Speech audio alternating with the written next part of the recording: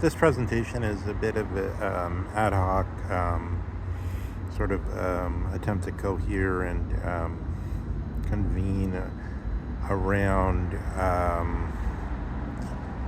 an economic thematization of sort of the Bacchae, or the scholarship on the Bacchae, as a sort of point of avant-garde thinking in the origins of the move into the Thesean. Think of Machiavelli, book 6, into the Theseus's telos. This is the first. So in other words, understanding Theseus as a first, F-U umlaut R-S-T, a prince, like as Bismarck was the first. Sloterdijk's coming out with this book on with Trump on the cover on this subject, which is something like the prince and his successors in the age of the ordinary man. Rhyming and echoing with the first with the phrase great man history, and things of that kind. So we have to break down everything radically in a Dionysian way if we're to engage with the businessman's way of thinking. So, for instance, the guy Hertz in Chicago, his interpretation of liberalism is the businessman who was born, I think, in 1870 or something like that, is to say it's a good strategy when you're trying to overthrow something, but then you quickly push it too far. He had I think a 5th grade education, which is basically all a businessman needs, and a commanding presence and quick and decisive decision making. So Jamie Dimon, for instance, or well, let's just stick with the one example that's good enough.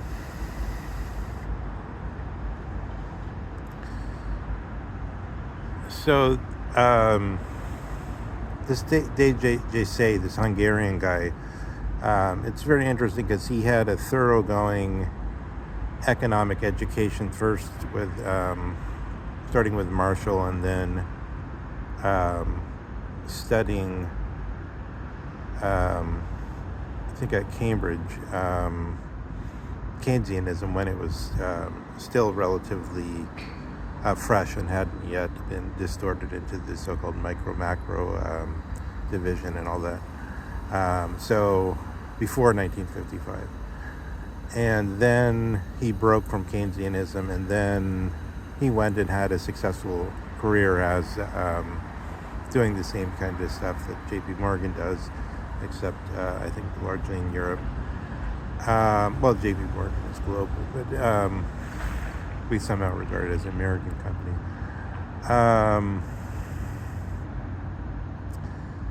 And then he said economics really doesn't play any role in business at all. It may be helpful in a little bit to clear your mind as a sort of exercise, but it doesn't play any role. And so it's interesting to think about the way he thinks about liberalism. He thinks about liberalism, so far as I can understand it, something like the quote by the Englishman, the 19th century Englishman, Maynes, which says no longer as status, now as contract. And then he includes social contract theory under this exact same sense as contract. Social contract Patrick Henry saying, the author of the book Common Sense, saying government is a necessary evil, and somehow the evil part of if you divide that sentence up and then just put the emphasis, it seems to be on the second part of the sentence and not on the necessary part. But it's interesting, his analysis runs that this whole thing is motivated basically by the claim that, okay, we could do things with contract and then therefore not have to worry about government. So now think about this for a second in the horizon in which this appears in terms of the notion of equality, which is spun out in so many directions. What does equality really mean there? What it means is, first as status, so there were noblemen, Lord Curzon, whoever, some old Etonians, Bertrand Russell, there were noblemen, and a little before those guys' time, there were really noblemen. We weren't already starting to get aware of the sort of Stephen Fry image of them. They had a different vigor to them. They had a different hard reality to them. Just as today we regard somehow businessmen as somehow having some kind of sacred status, unquestionable sacred status, like Queen Victoria still had. They represent. What do they represent? The deep essence of the people somehow. So in a way, that's what Dugin is against, and the liberalism, that the wrong element represents the deep wielding of the staff of kings. Its power never dies, as it's said in Iliad. At least in some of the, I think the Fagles, maybe the Fitzgerald translation. You have this question of wielding the nation, and then so it's interesting what this Hungarian guy is saying is basically, okay, you're trying to get you're trying to get equality by not having governed and governors. That's the real point of the equality in this sense, in the sense of first as status, then as contract, and then correspondingly in the sense of social contract.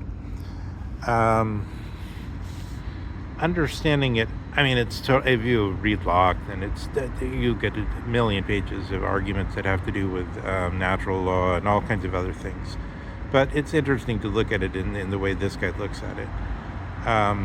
He thinks here's the real motivation. Forget about everything you learned in economics class or government class. It's just this, you want to tell yourself, oh, we won't have to be governed because we're going to switch over to the way of doing things with contract. We won't have to have a class of people that are more like Plato's guardians up above us, ideally, which then, after the Endzauberung, or in the unmagical time, which is, however, tacitly guarded by the invisible hand, to be this thing called the bureaucracy, and it will be impartial. But here's what always happens: it turns out this impartiality itself is where the non-neutrality is hit. Yes, they may be impartial vis-a-vis some relative measures, such as like the most powerful claques in the country, the so-called how are the founding fathers always talking about the this possibility of rivalrous claques attacking each other in a factional way, the so-called factions. It may be impartial vis-a-vis the main factions. It may be impartial vis-a-vis some interest. It may be impartial vis-a-vis the standard of looking at the minorities. It may be in other words, there's some anti-majoritarian idea which refuses to bow even to the largest majority, but always remains impartial vis-a-vis all the different ones involved. Okay. But the very principle of this impartiality, say now it's ensconced in that U.S. aid division of Article 2. And there's a guy called Byron Engel, CIA guy, and maybe this is ultimately in contact with Donald Barr and Bill Barr and etc. So that the very impartial force that's necessary to create the situation where, now we'll just be all equal because we'll just be able to do things through promissory obligations and everything will be about contract and nothing will be about this factor of having a guardian class up above us. But this is just this very what he tries to bring out is this is directly illogical because in order to secure such a situation, there must be a guardian class constantly saying fulfill these promissory obligations. And that's just I think this is a big part of what Sloterdijk is all sort of cohering his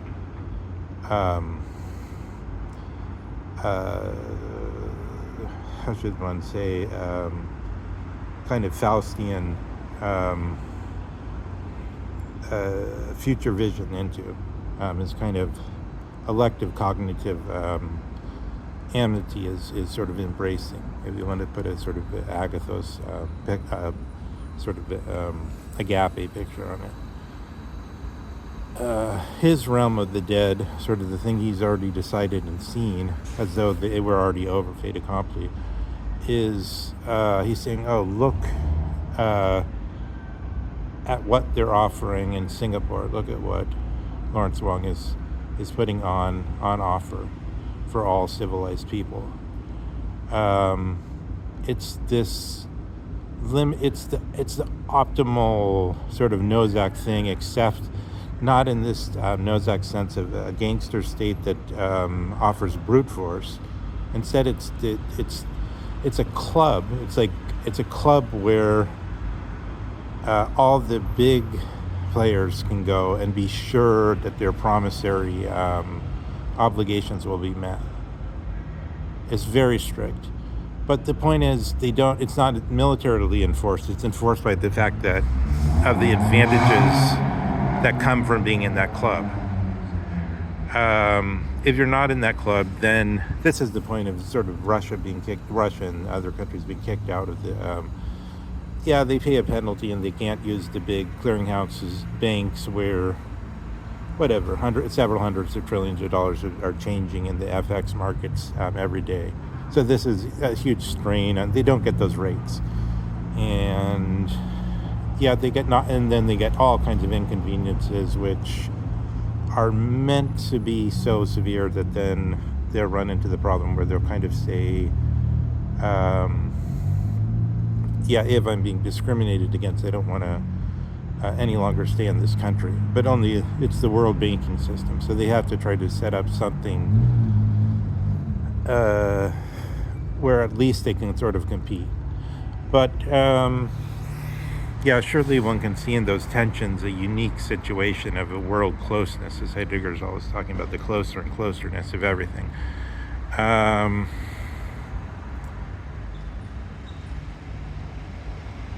Is there... So there is something then that looks like world governance, I suppose.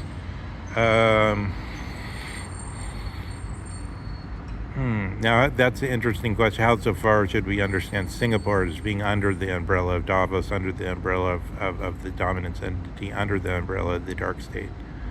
Dark state, However, I wouldn't want to just connect to finance, but I think it should be. I guess it should remain an open concept, but two, I think Zygmunt Bauman casts a lot of light on it with his notion of the break between the power. I mean, something Fukuyama often thematizes in another way. It's sort of the break between the nation as that entity which has the power to do things, as against politics. So politics happens a lot today on the big social media channels. Like, for instance, one could see that very clearly when Twitter became X, and a lot of Democrats buckling under the sort of miasma they felt coming from Elon Musk leapt over to the Blue Sky app. Quite a few remained, but there was a few interesting people that left, in my experience anyway.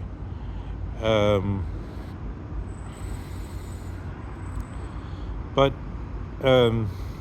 if one sees this situation as a situation involving sort of one institutional culture threatening with politics, in other words, the modes of making decision, but then these politics and modes of making decision often just bottling into pools in which one can see, according to Zygmunt Bauman's example, only sort of reflections of men putting in requests on their cell phones that there should be designed some kind of airport for this plane of state to eventually reach, rather than always staying in this mad situation. But this remains always in the planning board, because the politics inclusive of social media is disconnected then from the actual power to do things. This is one of the big problems. So that, I think it's interesting that we can't just, if in a way this is part of the deep state, and what gives this somehow a sense of how that operates, how that split operates.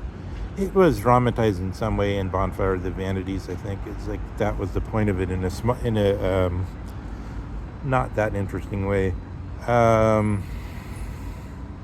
The character played by Tom Hanks was a big finance guy, but he had no real power, and or fairly little. And then all these petty machinations of the mayor's office and all this stuff, which is so richly demonstrated.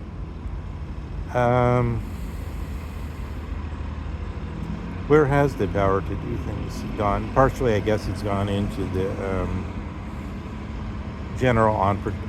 hands of the general entrepreneurs and their search, as it were, for unicorns. It's gone into the diverse, limited ventures of entrepreneurs that then get collated into sort of larger, or cohere into larger projects. So this whole analysis, I think,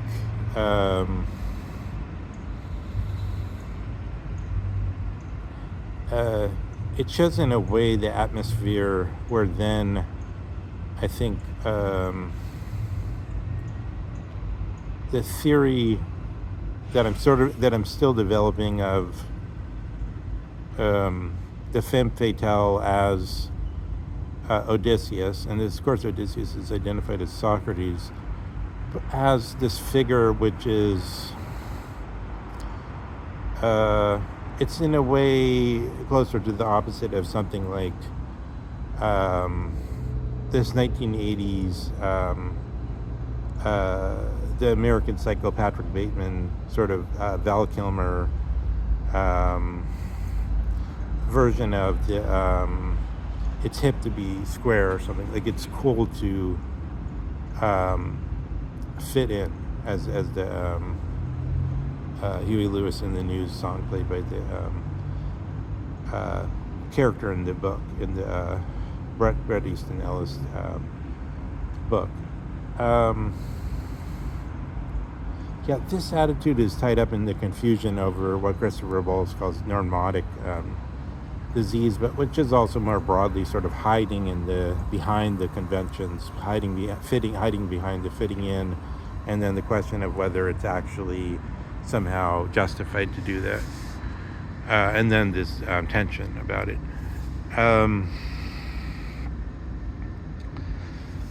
But the point here is that the figure of the femme fatale, which coincides with this problem of the modern nation and the so-called Fukuyama,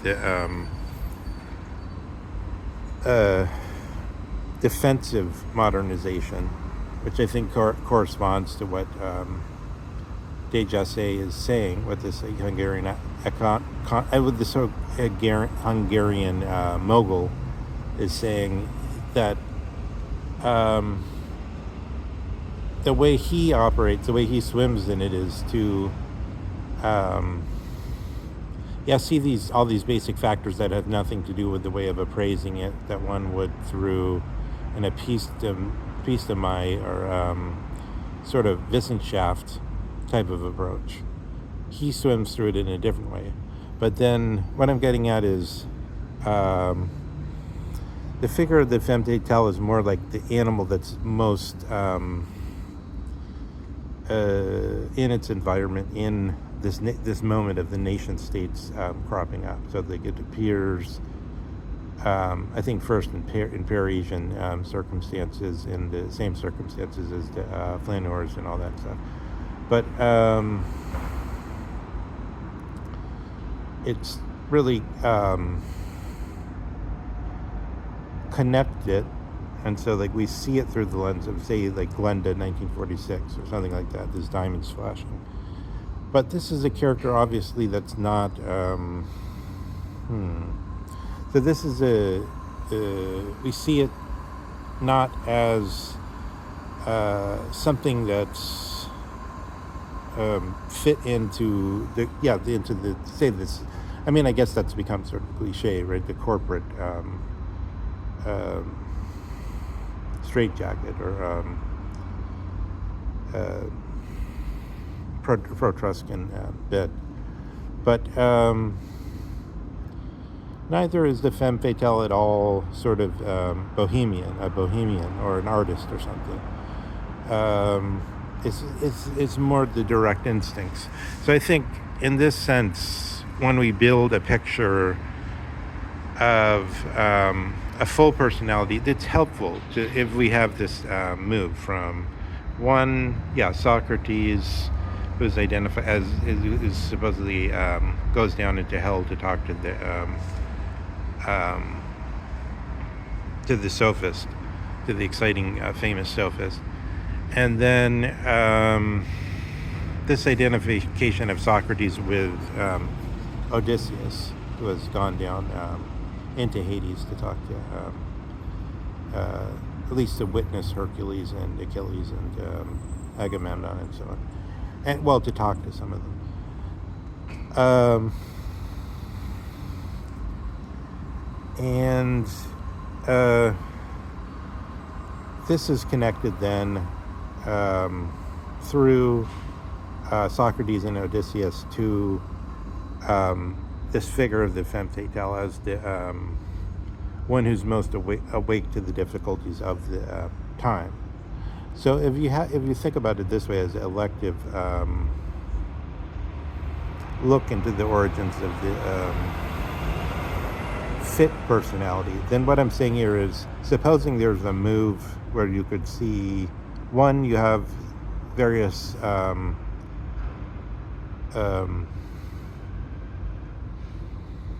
say in the field of economics, you have this various theories that this guy is, Dejassé is saying, here's these various theories, but to him, he says they're not very useful. But supposing they actually, that's just because of the way he deals with things, they're not that useful to him.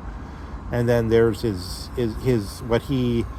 elective cognition on the question of social contract and on contracts in general and so on. And then, yes, you see that, understanding things that way, he made a fortune as a banker, and then he came back and made these complaints about how these, basically his complaint is that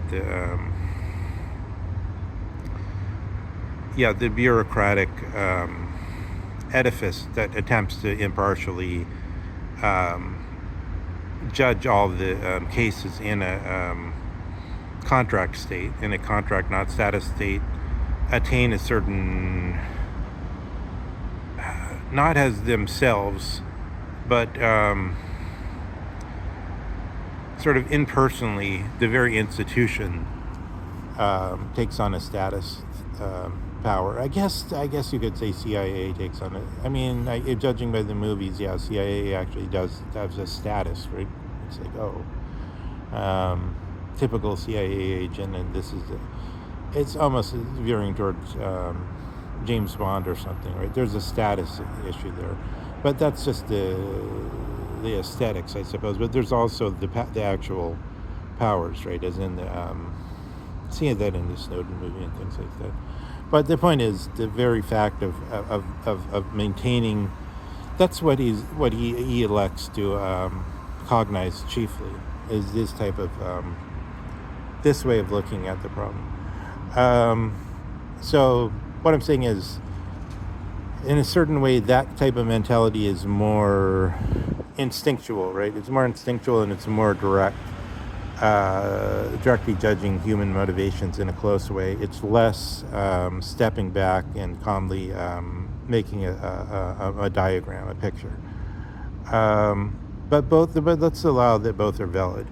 And then I'm saying there's a third state, which is sort of where that disappears into just the direct instincts, as though the human being's an animal. That's the femme fatale state. And that the femme fatale, then you could sort of veer a little ways off, and then you see the Patrick Bateman type of version where it's doesn't quite get there. It's too much constrained by wanting to fit in. Whereas obviously the femme fatale isn't constrained by wanting to fit in, but in a certain way, in a mysterious way, that it doesn't veer off in another direction, such as into bohemian life.